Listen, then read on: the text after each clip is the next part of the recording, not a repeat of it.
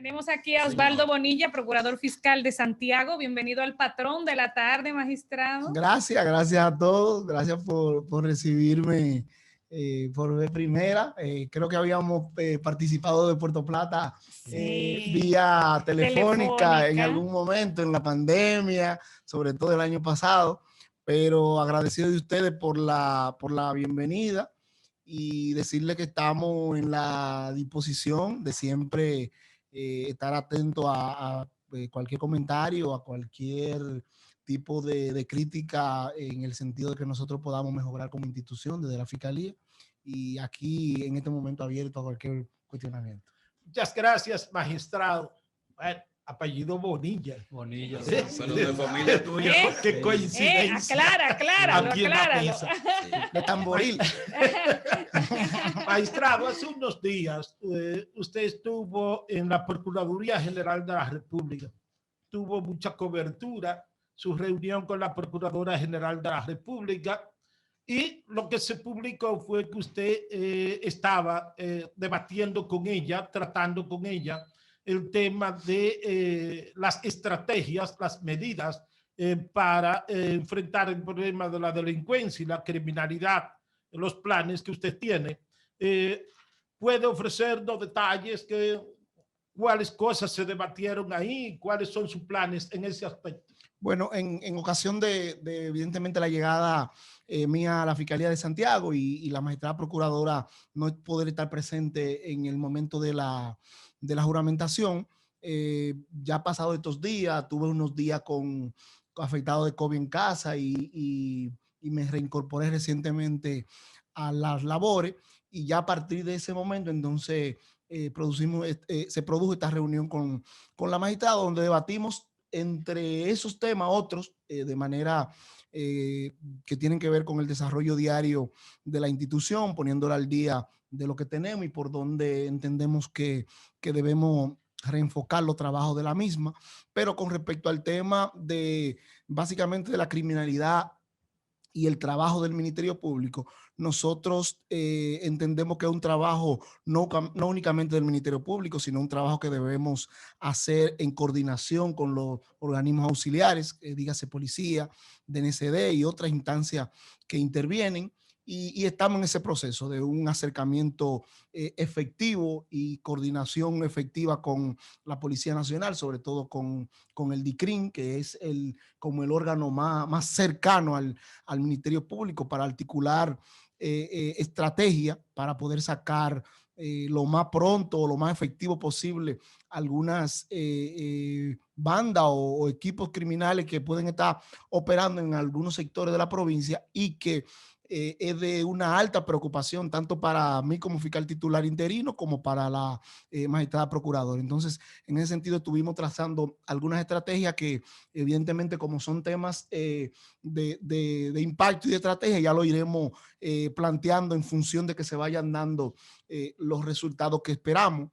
Por igual, con el nuevo general, el general Báez, que es nuevo en este momento en la plaza, pero un general con otros rangos conocidos en Santiago, hemos estado articulando algunas estrategias relacionadas con el tema de la atención al usuario, sobre todo en la base de la policía, que tiene que ver tanto la policía como el Ministerio Público, pero el Ministerio Público tiene una labor preponderante porque va a depender de la toma de la denuncia, del contacto pronto con la víctima, para nosotros poder hacer un buen proceso judicial. Y estamos trabajando con el general algunas estrategias para mejorar en ese sentido, porque somos del criterio de que nosotros, independientemente de la cantidad de casos que sometamos, la cantidad de condenas que podemos conseguir en los tribunales en algún momento, esa atención pronta, temprana al usuario que es víctima de un robo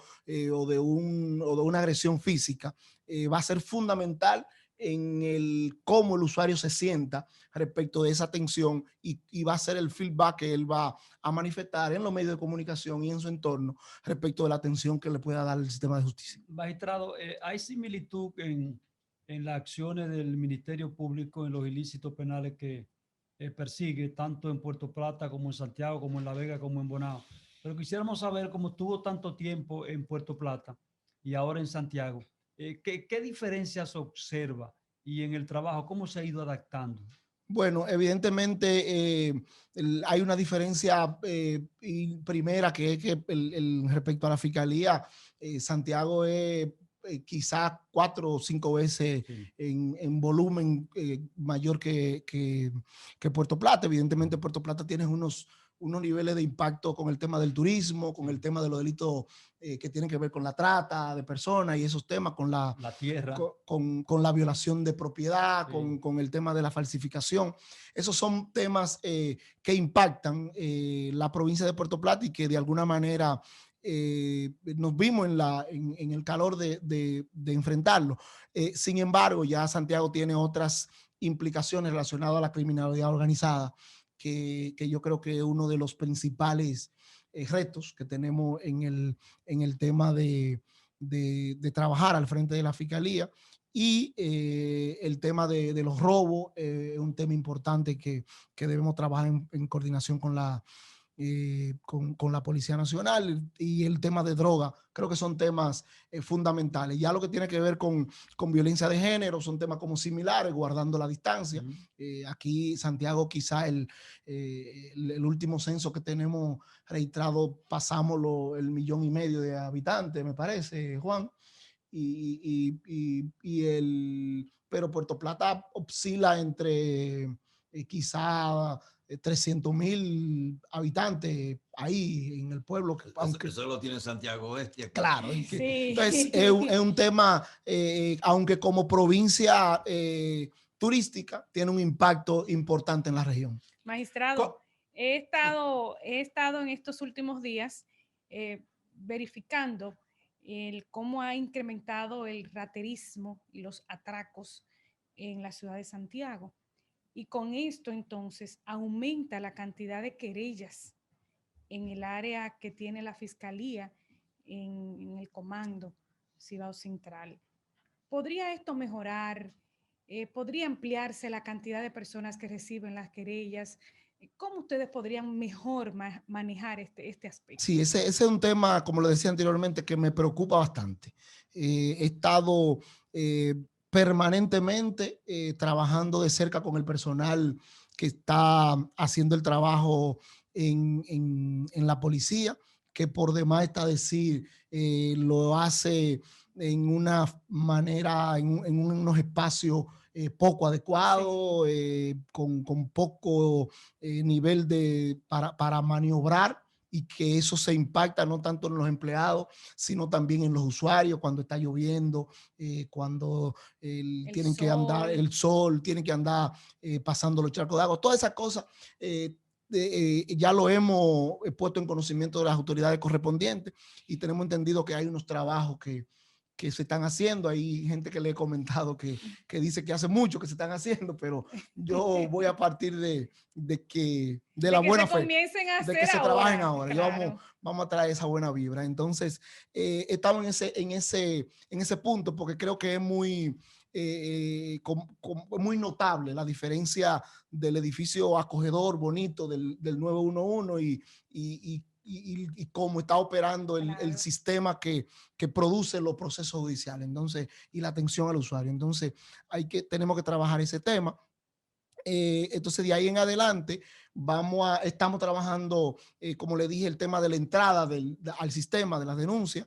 Vamos a ver si buscando la manera de que eso se mejore, de que el usuario en principio tenga una buena imagen del personal que le atienda, de que se le entienda. El Ministerio Público no es como una institución como otras instituciones, que si tú tienes un problema que no te sirve el servicio, te puede ir a otra. En el caso de nosotros somos únicos, el único espacio, y tenemos que mejorar ese tema de atención al usuario, y con eso entonces tenemos que seguir mejorando la calidad de las investigaciones. Es un punto importante de los ejes que hemos diseñado con el personal de la Fiscalía para trabajar. y que está impregnado en lo que tiene que ver con redefinir las políticas institucionales del Ministerio Público.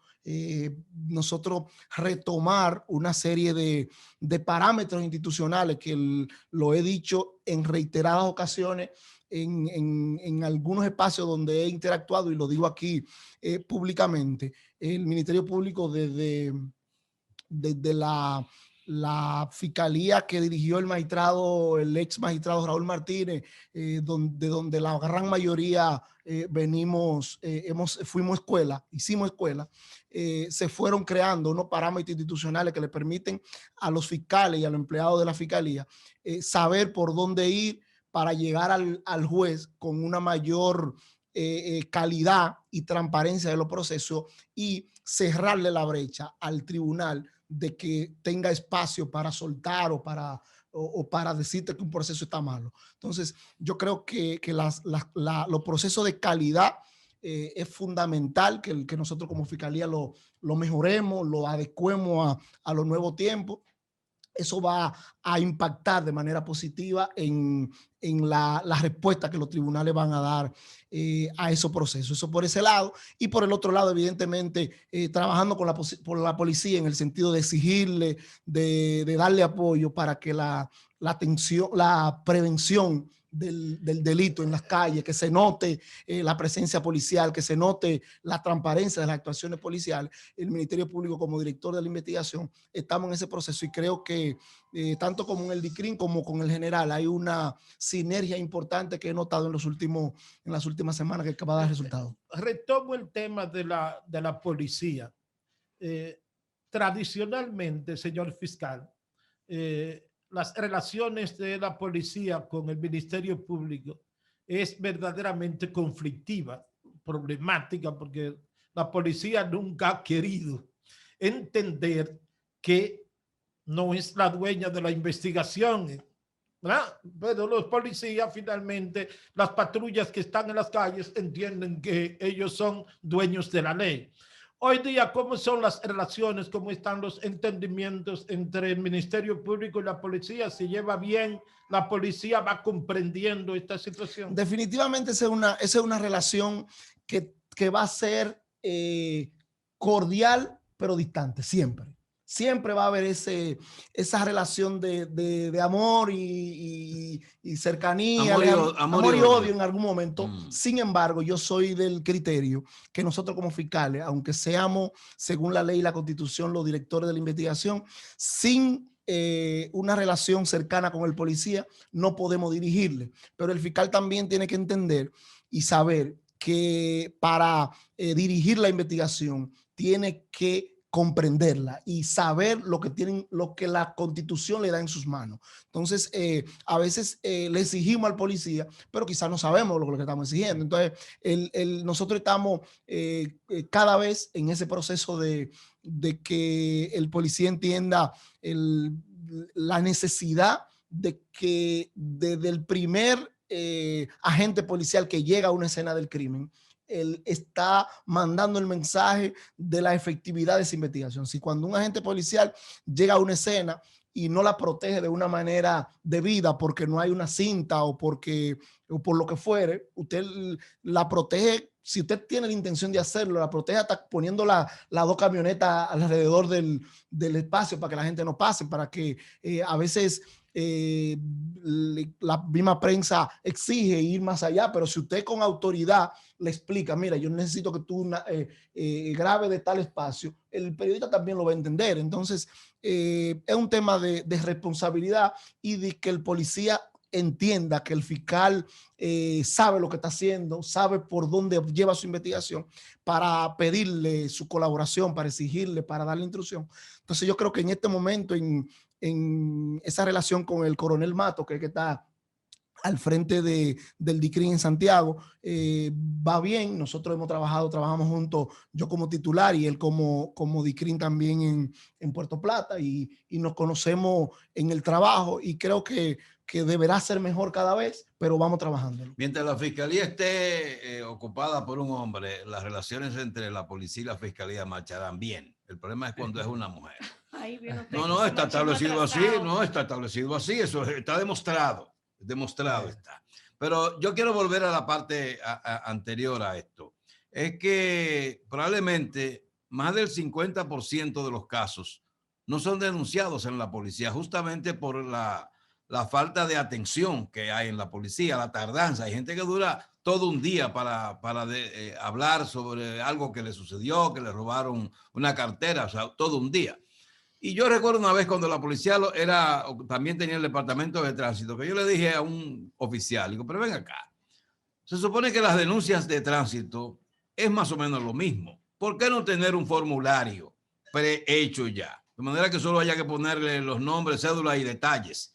Entonces, la pregunta que hago es, ¿las denuncias las recibe directamente un fiscal en los departamentos policiales o son los policías las que las reciben? No, Y si se puede hacer un formulario que esté ya prehecho. en este momento, Jaime, estamos trabajando precisamente en ese sentido. En este momento se está tomando denuncia desde el espacio de la fiscalía que está aquí en el destacamento, en la base de la policía, Base, sí. y estamos coordinando con el general y con el equipo de fiscales que están en esa área, ver cómo ampliamos en personal y en ventanas para que las puertas de acceso para que las personas puedan denunciar a toda hora y en otros espacios diferentes. Entonces, estamos en ese proceso de ver cómo lo hacemos, porque también no es nada más poner ventanas, sino que la calidad de esa denuncia sea lo suficientemente fuerte para que pueda transitar el sistema de justicia hasta el final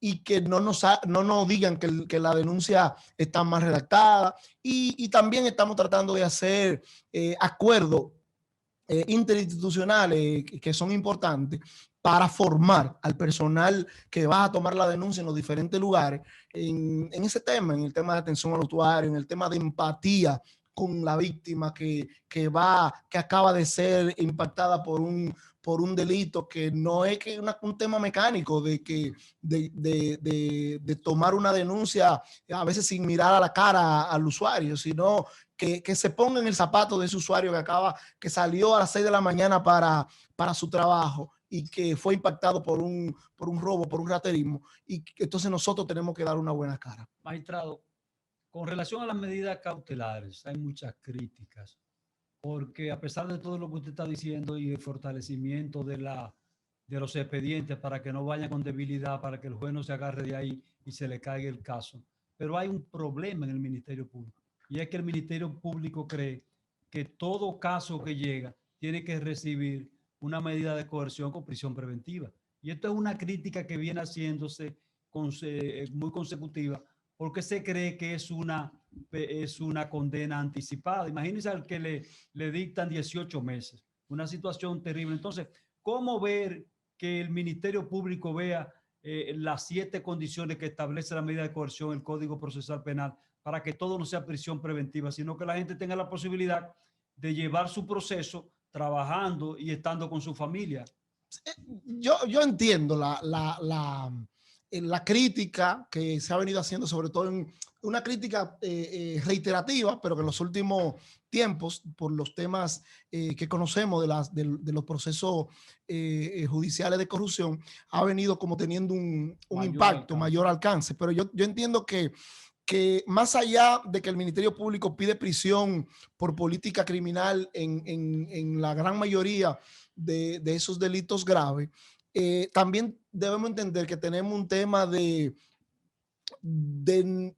porcentaje y números de rebeldía en los tribunales, y en respuesta a eso, el Ministerio Público también, yo ahora quizá no tengo esos números todos a mano, pero son muy altos. El tema de que, sobre todo en los casos de robo y en los casos de droga, en el sentido de que el tribunal otorga una garantía económica en droga a un distribuidor de droga, y es muy probable que en la gran mayoría de los casos ese distribuidor no vuelve a enfrentar el proceso. Entonces, ante esa realidad que no hay garantías de que el imputado se esté presentando a los actos del procedimiento, el Ministerio Público identifica que el hecho tiene unas características que lo cohacen que lo convierten en grave, evidentemente para que su proceso culmine de manera exitosa con el imputado presentándose a los actos de procedimiento,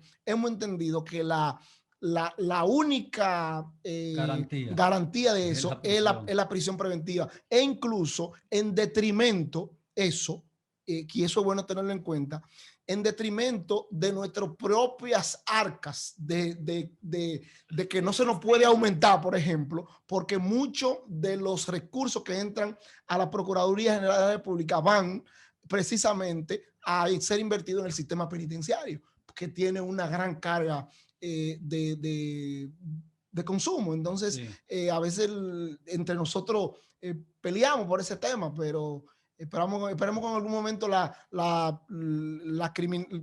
lleguemos a un nivel como en otros países que la gente se presenta, que se le pone un grillete. Ahora estamos avanzando en ese tema del grillete. Los presos preventivos, ¿cómo anda la situación en los recintos penitenciarios, en el de aquí de Santiago, Rafael, con la prisión preventiva? Bueno, este ha sido un problema que no ha podido descargar. Sí, estamos en la gestión pasada en Procuraduría se hizo creo que 2 módulos nuevos en Rafael, sí, de unos 300 internos, pero al día de hoy estamos a toda capacidad. Estamos llevando internos a otras cárceles del país porque la cárcel de Rafael está totalmente llena y los internos que ingresan es cuando sale uno de libertad. Estamos en ese proceso, pero a nivel nacional me parece que los números en porcentaje andan en 60 a prisión preventiva y 40 condenados, que debería ser quizá lo contrario. Sí. Bueno, el doctor Osvaldo Bonilla, fiscal titular, porque ahora es así porque ya no hay adjuntos, ¿verdad? Ahora, sí, ahora somos fiscal titular y los demás son fiscales. La ley 133 habla de que todos somos procuradores fiscales. Okay. Y la diferencia es que el que coordina es el titular. Okay.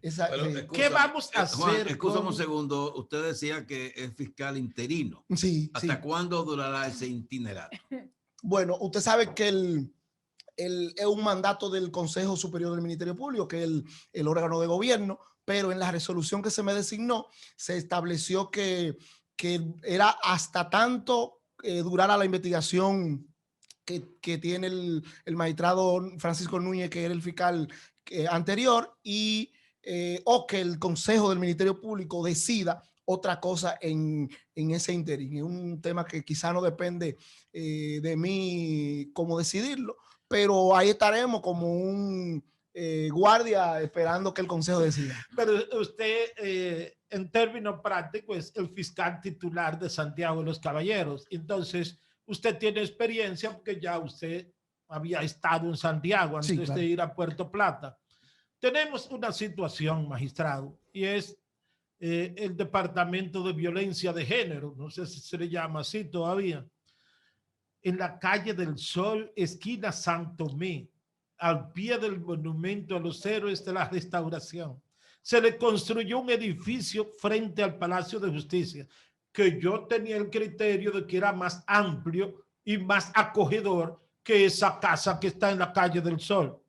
¿Será posible que finalmente se convenza a la Procuraduría General de la República de que saque de la calle del Sol, del área monumental, el Departamento de Violencia de Género? Bueno, es un tema porque la casa, en términos de tamaño, en la calle del Sol es más amplio. Más grande. Eso tiene como 3 plantas, porque tiene un sótano grandísimo, es muy amplio. Y ahí el tema básico es quizá de acceso por el tema de los tapones y que no hay parqueo. ¿Y dónde estar fuera de pies? Exacto, parqueo disponible. El espacio que está frente al Palacio de Justicia resultó pequeño, pero también a esa casa se le han hecho remodelación, inversión. Entonces no sé en qué disponibilidad de recursos podría estar el Ministerio Público para resolverlo, pero también hay propuestas y nosotros vamos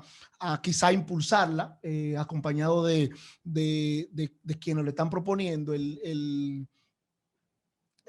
Me reuní antes de ayer con la directiva o parte de la directiva del plan estratégico de Santiago, y en el bosquejo, en parte de los anteproyectos que ellos tienen, y me lo planteaban en ese momento, está en carpeta proponerle al Estado, al Ejecutivo, la instalación de un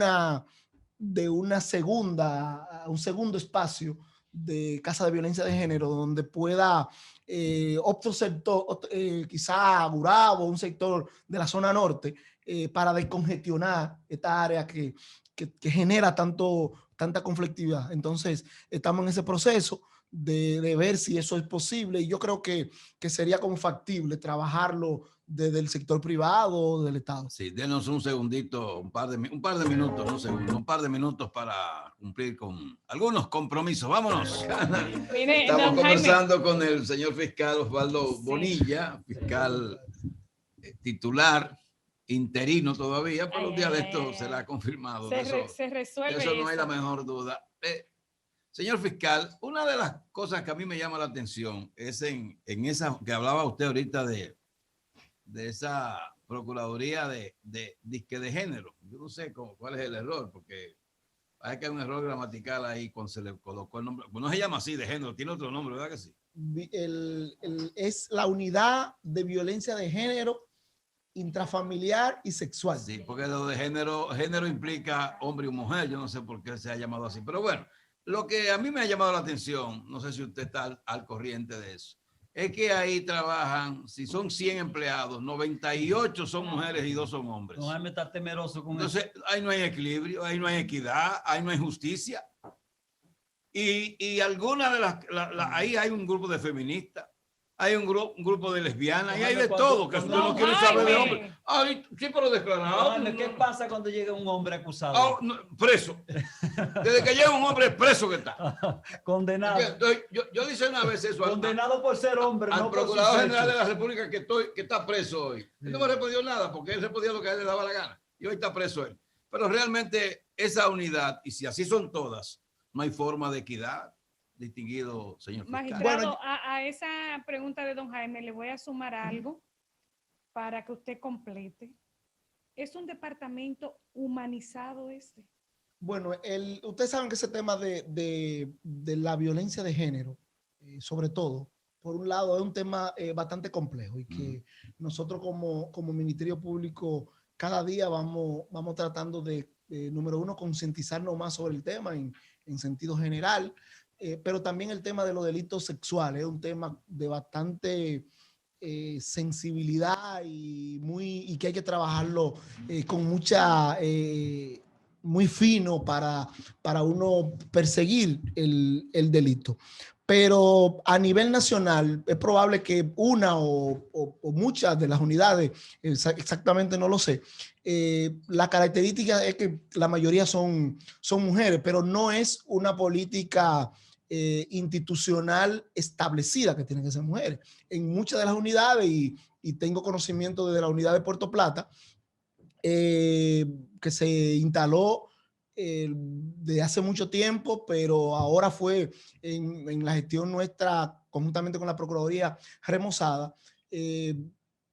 Tradicionalmente han trabajado 2 y 3 hombres acompañando a las 3 o 4 mujeres que pueden estar en el área, y soy testigo de eso. En este caso, en la unidad de Santiago, ciertamente, así como don Jaime establece, hay quienes trabajan, las fiscales que hacen el trabajo son todas hembras en este momento, pero yo soy del criterio que podemos inyectar un personal que tenga quizá algunos criterios como más diferentes en algún momento, pero la gran mayoría son fiscales formadas en el mismo esquema de la escuela del Ministerio Público, con los mismos parámetros que se forman, que se han formado los hombres, y yo entiendo que independientemente de que sea hombre o mujer, debe aplicar la justicia a los casos que se le presentan, y nosotros como fiscal titular estaremos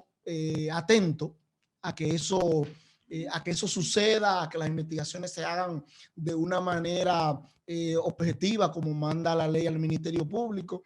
Y es un tema que, aunque no es quizá mi pasión como Ministerio Público, pero yo me gusta investigar. Mi formación como fiscal fue investigar, ha sido investigar.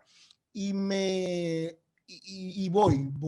participo, me integro, trato de estar al tanto del proceso, de cómo van los casos, para opinar, para introducirme con ellos, porque yo creo que independientemente de que ahora esté haciendo una función de administración administrativa, esa pasión por la investigación la voy a tener, y en todos los ámbitos me gusta impactar. Por demás, el tema de violencia de género es un tema que tiene la sociedad muy hastiada con esto, y nosotros tenemos que llegar al punto de reducir sobre todo la escalada de violencia que se presenta antes del feminicidio. A veces nos impactamos porque se produce la muerte de una mujer específicamente, o la muerte de un hombre en algún momento, pero no nos damos cuenta que ese es un camino que generalmente viene recorriéndose hace años. Y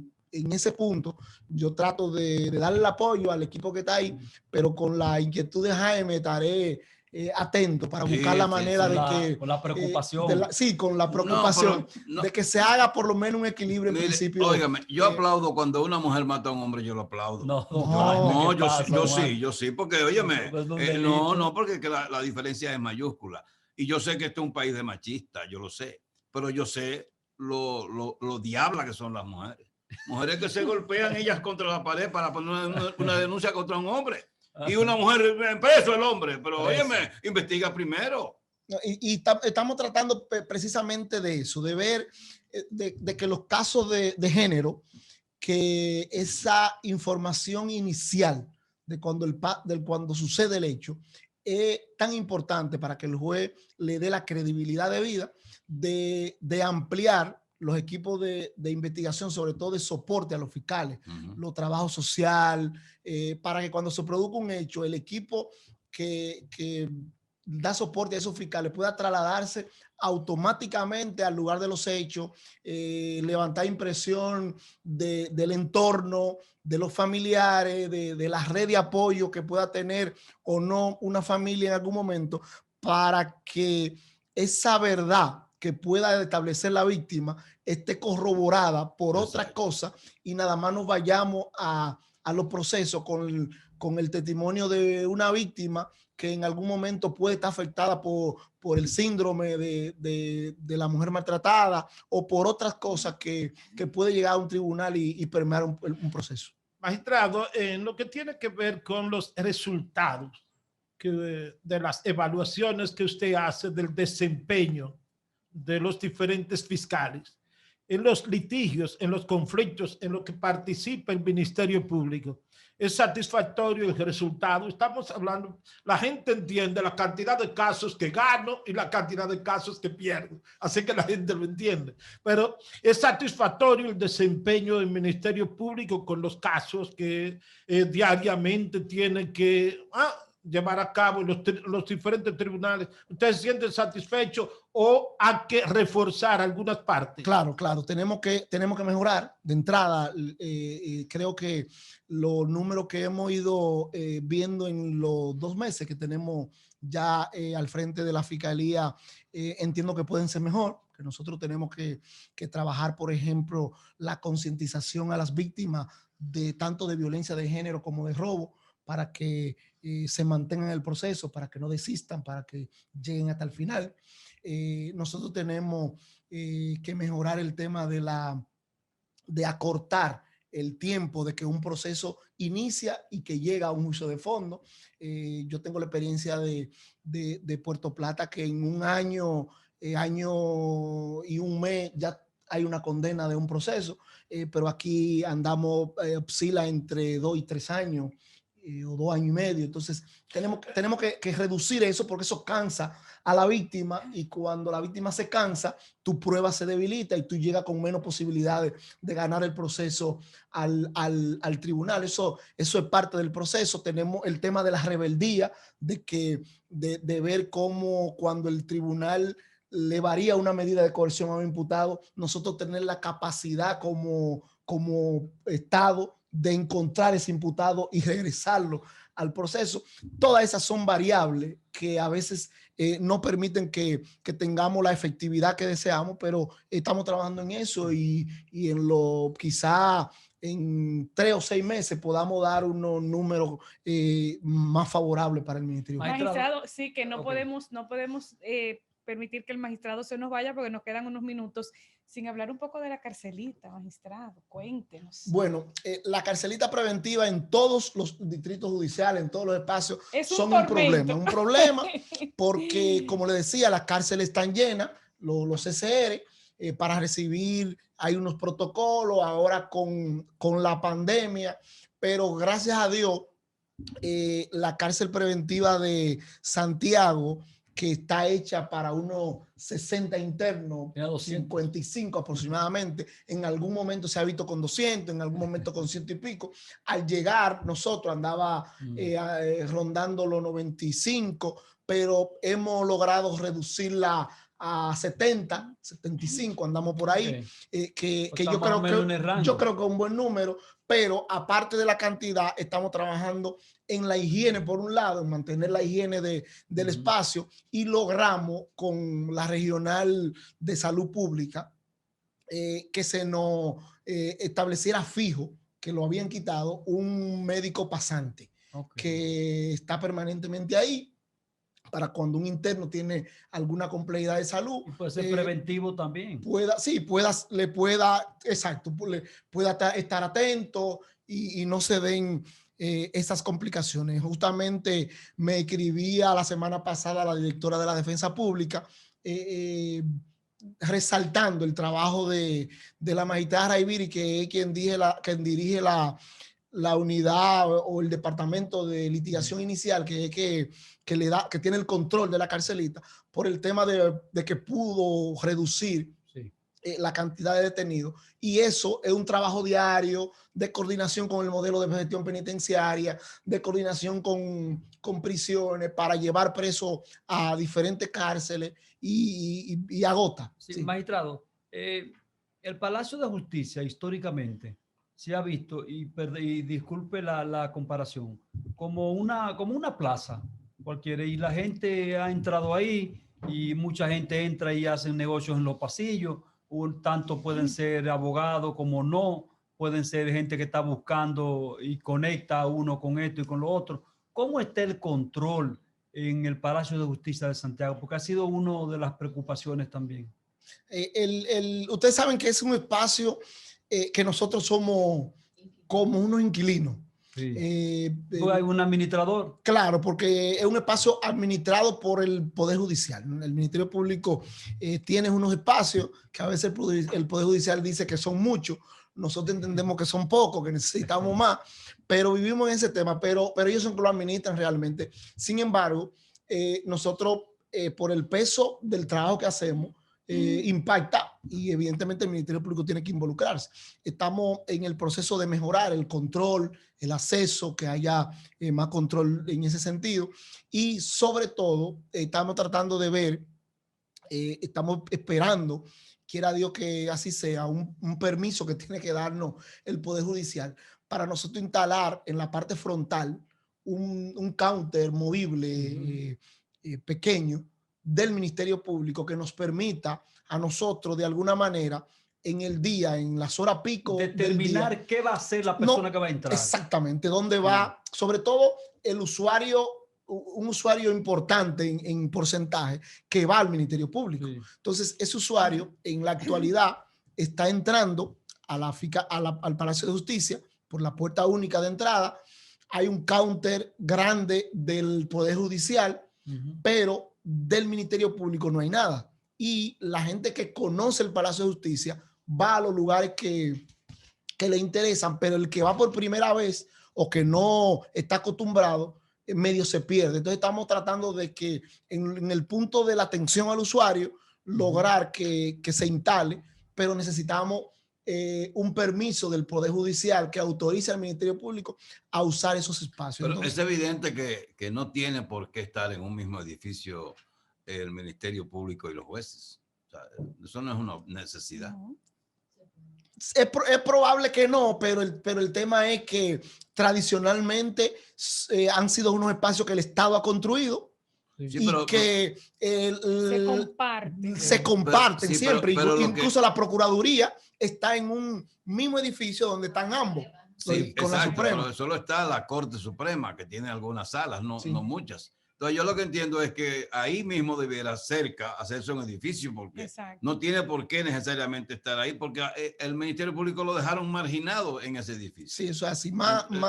Nosotros quisiéramos que en el espacio donde esté el parqueo en el Pero frente, claro, se puede hacer un edificio para el Ministerio Público solo. Exclusivamente para el Ministerio Público o para el Ministerio Público y la Defensa Pública. Creo que hay un proyecto antes del inicio de la pandemia del Poder Judicial, de la Suprema, de crear ese espacio únicamente para los jueces, pero para mover al Ministerio Público de ahí, evidentemente, tendrían que haber unas condiciones muy buenas. Hacerlo en el edificio, podíamos... porque así como se hizo el edificio para el Tribunal de Tierras, que Exacto. se hizo mucho después de hacer ese palacio de justicia. Eso es así. Pues así mismo pudo haberse hecho en las inmediaciones un edificio solo para el Ministerio Público. Sí, porque cada vez que un fiscal tenga audiencia, pues, camina 2 o 3 pasos y llega al edificio, o sea que no tiene por qué estar ahí, porque no hay condiciones para estar ahí. En la capital, en Ciudad Nueva, en la gestión del magistrado Hernández Peguero, me parece, se construyó un edificio de 5 plantas, de 4 plantas,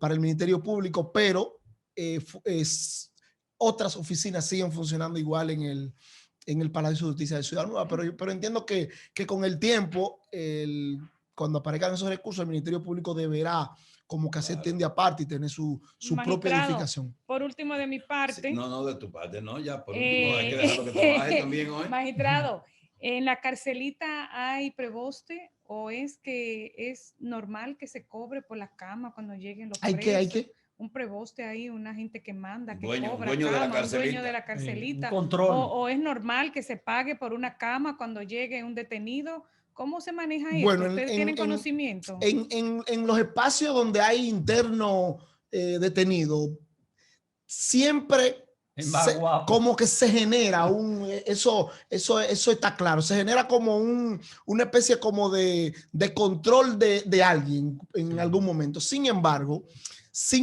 en la carcelita del Palacio de Justicia es una cárcel preventiva y nosotros automáticamente llegamos a la fiscalía, que se designó a la magistrada Raiviri García como encargada del departamento de litigación y a su vez el control de la carcelita, conjuntamente con el coronel que está ahí, que también es nuevo, el coronel Milanés, que llegó también.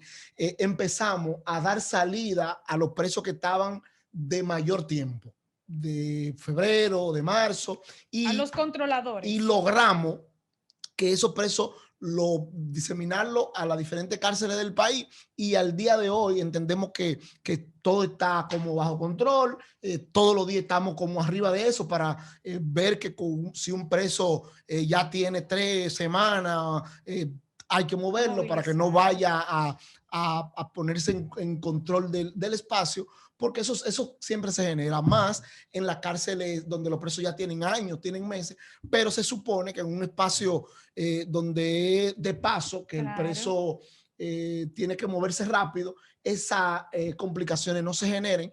Pero se estaba dando. Sin embargo, no, al momento de yo llegar, habían presos de algún tiempo, pero no tengo la información de que hay alguien que estaba cobrando o que tenía control absoluto del espacio. Sí, tratamos por la experiencia de que se movieran los más viejos para evitar cualquier complicación y por demás para evitar cualquier tema de que se quiera pensar que hay un privilegio, de que no se quiere ir, de que quiere quedarse ahí, que por qué se quiere quedar ahí, por qué no se quiere ir a su cárcel que el juez lo envió. Entonces, en ese proceso, pero diario, estamos como permanentemente en eso, de darle seguimiento a que todo esté bajo control, pero que no haya ningún privilegio. Gracias. El magistrado es un gran expositor. Sí. Claro.